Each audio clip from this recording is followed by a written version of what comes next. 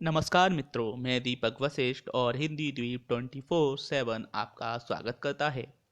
आज से हमारी नई सीरीज हिंदी साहित्य के भक्तिकालीन कवि के पहले भाग को हम देखेंगे। इसके अंतर्गत तीन भाग में हम भक्तिकालीन तीनों दोनों धाराओं सगुण और निर्गुण के चारों प्रमुख कवि गणों के विषय में पढ़ेंगे। भक्तिकालीन को दो धाराओं में बांटा गया है, निर्गुण काव्य धारा और सगुण काव्य धारा। वह लोग जो भगवान को प्राप्त करने के लिए उनके साक्षात रूप को न मानकर प्रेम के माध्यम से, ज्ञान के माध्यम से उन्हें प्राप्त करना चाहते हैं, उनके अंतर्गत प्रेम आश्रय में जायसी और ज्ञान आश्रय में कबीरदास जी आते हैं।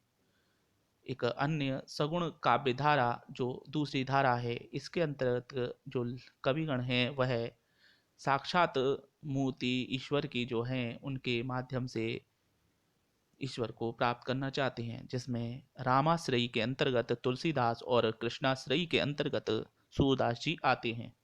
एक और प्रमुख कवित्री या महिला कवित्री कहेंगे मीरा बाई जी। इनको भी हम कृष्णाश्रयी के अंतर्गत रखेंगे।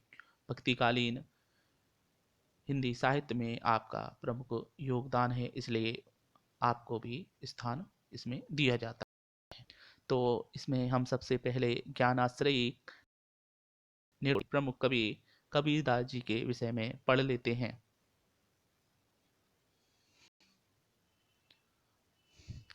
कबीरदास भक्ति आंदोलन के उच्च कोटि के कवि, समाज सुधारक एवं प्रवर्तक माने जाते हैं। आपका जन्म 1455 संवत में हुआ था।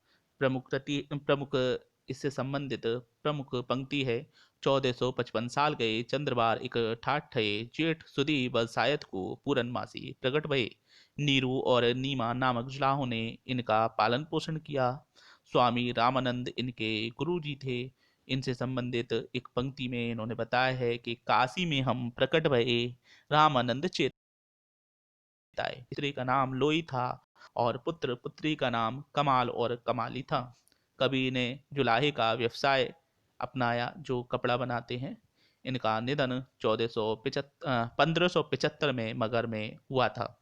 बीजक कबीर की प्रामाणिक रचना मानी जाती है। इसमें कबीर की वाणी का उनके शिष्यों द्वारा किया गया संकलन है। बीजक के तीन भाग साकी, सबद और रमेनी हैं। इसमें साकी महत्वपूर्ण मानी जाती है। महात्मा कबीर जी समाज में सभी धर्मों के बाह्य आडंबरों से बहुत ही परेशान थे।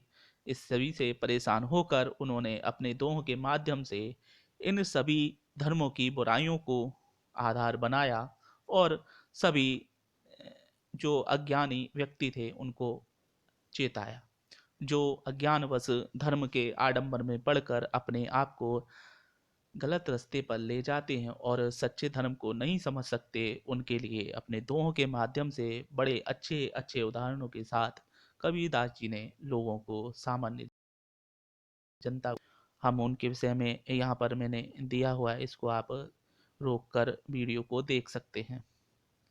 इसके अंतर्गत कुछ पंक्तियाँ भी हैं जो बहुत प्रसिद्ध हैं, धर्म आधारित हैं, इसलिए मैं पढ़ूंगा नहीं। और किसी भी धर्म के व्यक्ति को बुरा नहीं मानना चाहिए, क्योंकि यह किसी भी धर्म की बुराइयों से संबंधित है और बुराइयों को किसी को भी अपनाना नहीं चाहिए। आगे हम कबीरदास जी की रचनाओं को देख लेते हैं। कबीरदास जी की प्रमुख रचना थी बीजक। इसके अंतर्गत साखी, सबद, रमेनी और कबीरदास के दोहावली और श्याम सुंदर दास जी द्वारा लिखी कबीर ग्रंथावली प्रमुख कृतियाँ इनके विषय में, इनके बारे में देखने को मिलती हैं। इनकी खुद की कृति बीजक, जिसके अंतर्गत साखी, सबद और रमेनी इनके शिष्यों द्वारा इनके दोहों का संग्रह किया गया। आगे हम देखते हैं अगले जो हमारे प्रमुख प्रेमाश्रयी काव्यधारा के कवि हैं मलिक मोहम्मद जायसी। आपकी पद्मावत एक प्रमुख कृति है, जिसके बारे में आप सब बहुत ही अच्छी तरह से जानते होंगे। इसके विषय में कई बार फिल्में भी बन चुकी हैं, तो पढ़ लेते हैं मलिक मोहम्मद जायसी जी के बारे में। इनका जन्म 1476 में हुआ। हिंदी साहित्य के भक्तिकाल की निर्गुण प्रेमाश्रयी धारा के यह कवि थे। अत्यंत उच्च कोटि के सरल और उदास सूफी महात्मा थे। जायसी मलिक वंश के थे। मिस्र में सेनापति या प्रधानमंत्री को मलिक कहते। दिल्ली सल्तनत में खिलजी वंश राज्यकाल में अलाउद्दीन खिलजी ने अपने चाचा को मरवाने के लिए बहुत से मलिकों को नियुक्त किया था, जिसके कारण यह नाम उस काल से काफी प्रचलित हो गया था। ईरान में मलिक जमींदार को कहा जाता था। इनके पूर्वज वहां के निगलाम प्रांत से आए थे और वहीं से उनके पूर्वजों को की पदवी मलिक थी। मलिक मोहम्मद जायसी के वंशज अशरफी खानदान के चेले थे और मलिक कहलाते थे। फिरोज शाह तुगलक के अनुसार 12,000 सेना के रिसालदार को मलिक कहा जाता था। जायसी ने शेख बुरहान और सैयद अशरफ का अपने गुरुओं के रूप में उल्लेख किया है। आपकी प्रमुख कृतियों के विषय में पढ़ लेते हैं। इनकी 21 रचनाओं के उल्लेख मिलते हैं, जिसमें पद्मावत, अखरावट, आखिरी कलाम प्रमुख हैं। यह तीनों तो आपको याद रखना ही है, पद्मावत, अखरावट और आखिरी कलाम। इसके अंतर्गत इसके बाद कहर नामा, चित्ररेखा, काहनावत, काहनावत भी एक प्रसिद्ध कृति है, आदि प्रमुख है। पर उनकी ख्याति का आधार पद्मावत ग्रंथ है, जिसमें पद्मिनी की प्रेम कथा का रोचक वर्णन है। रत्नसेन की पहली पत्नी नागमती के वियोग का अनूठा वर्णन है। यह पूछा जाता है, नागमती का वियोग वर्णन किस ग्रंथ के अंतर्गत आता है। इसकी भाषा अवधी है और इसकी रचना शैली पर आदिकाल के जैन कवियों की दोहा चौपाई पद्धति का प्रभाव पड़ा है।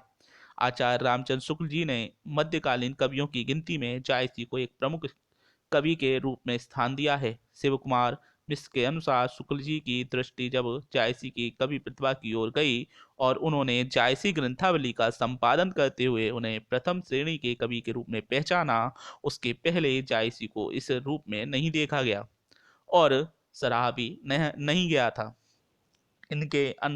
इसके अनुसार यह स्वाभाविक ही लगता है कि जायसी की काव्य प्रतिभा इन्हें मध्यकाल के दिग्गज कवि गोस्वामी तुलसीदास जी के स्तर की लगती है। इसी कारण उन्हें तुलसी के समक्ष जायसी से बड़ा कवि नहीं दिखा। शुक्ल जी के अनुसार जायसी का क्षेत्र तुलसी की अपेक्षा परिमित है, पर प्रेम वेदना अत्यंत गूढ़ है। आपकी कृतियों के विषय देख लेते हैं। उनकी पुस्तकें हैं, यह है पद्मावत, रामचंद्र शुक्ल जी ने इसको संपादित किया है। मलिक मोहम्मद जायसी जी की है अखरावट, ये भी रामचंद्र शुक्ल जी ने किया है संपादन। कहनामा, मसलानामा आपकी कृति है। आखिरी कलाम, यह भी रामचंद्र शुक्ल जी ने किया है संपादन। रचनावली, काहनावत और 12 मासा, यह सब प्रमुख कृतियां हैं मलिक मोहम्मद जायसी की, जो कि प्रेमाश्रयी धारा के कवि थे। तो आज हमने कबीर और जायसी जी के विषय में पढ़ा, उनकी कृतियों के विषय में पढ़ा, उनकी धारा के विषय में जाना। तो इसके साथ ही आज का यह हमारा वीडियो, जो कि हिंदी साहित्य के भक्तिकालीन कवि से संबंधित भाग पहला था, समाप्त होता है। अगले भाग में हम हिंदी साहित्य के अंतर्गत भक्तिकालीन कवियों के अंतर्गत सूरदास और मीरा जी को पढ़ेंगे और अंतिम भाग में हम तुलसीदास जी के विषय में पढ़ेंगे। हमारी इससे पहले एक प्रमुख सीरीज चल रही है, जिसमें हिंदी साहित्य की महिला लेखिकाओं के विषय में दूसरा जो प्रमुख वीडियो है, पहला महादेवी जी का था और दूसरा कृष्णा सोबती जी का है, चैनल दिया गया है, अतः आप इसे भी देख सकते हैं। हमारा यह प्रयास आपको कैसा लग रहा है, मैसेज कर कर हमारे चैनल को लाइक कर कर और शेयर कर कर बता सकते हैं। तो इसी के साथ हमें दीजिए विदा। आपका दिन शुभ हो, सफलता आपके कदम चूमे।